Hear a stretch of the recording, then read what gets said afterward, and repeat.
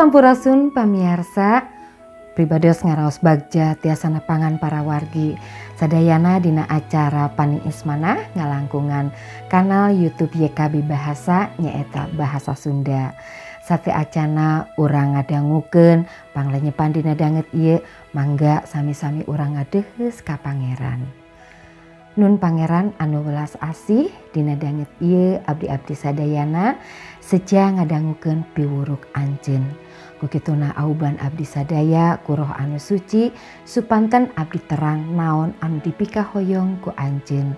Hatur nuhun Pangeran. Amin.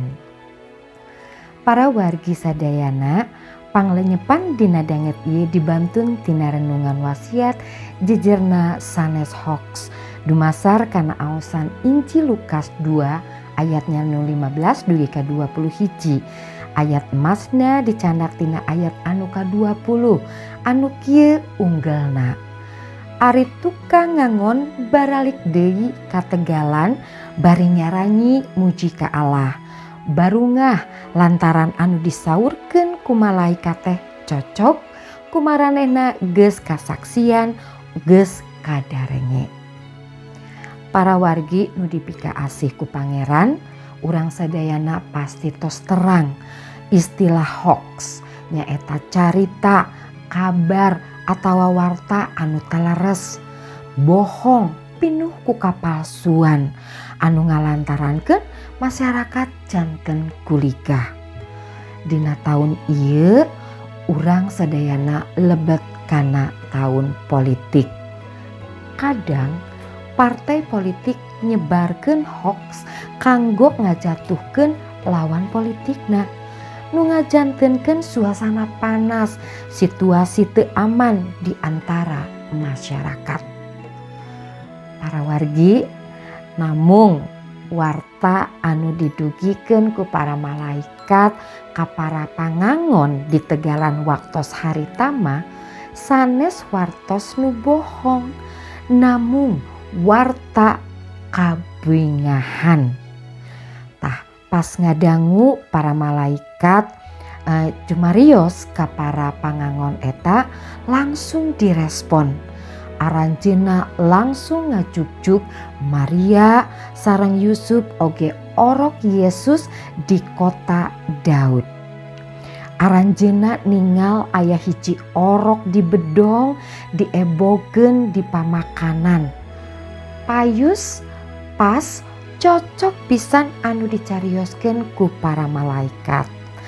Atus saatos tidinya para pangangon aruwih deui ka tegalan bari nyaranyi muji ka Allah sabab naon anu didarangukeun teh payus pisan sareng ngabukti. Nah, para wargi di tengah-tengah warta hoax urang teh kedah tetep ngabewarakeun warta anu sabenerna. Warta anu saenyana teh upami dibewarakeun leres-leres tiasa nulungan batur janten ngartos oge ngajalankeun anu leres. Omat para wargi, urang ulah nyebarkeun barita hoax margi balukarna bahaya. Mangga urang ngadeheus deui ka Pangeran.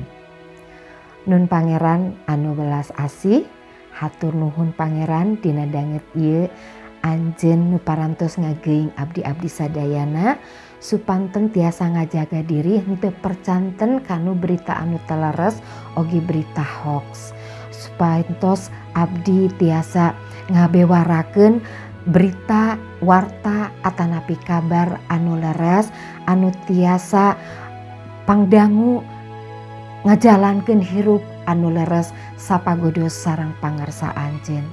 Auban abdi-abdi sadaya supanten tiasa cukang lantaran ngabewarakeun warta kabungahan. Hatur nuhun Pangeran, paneda ieu disuhunkeun di lebet panjenengan Yesus Kristus anu janten juru salamet abdi sadayana. Amin. Para wargi mung sakieu panglenyepan dina danget ieu. Ulah hilap like, subscribe, sareng bagikeun ka nu sanesna. Ngalangkungan hal ieu para wargi tiasa ilu biung ngamasyurkeun Injil kasalametan sasarengan sareng YKB. Gusti Yesus ngaberkahan. Amin.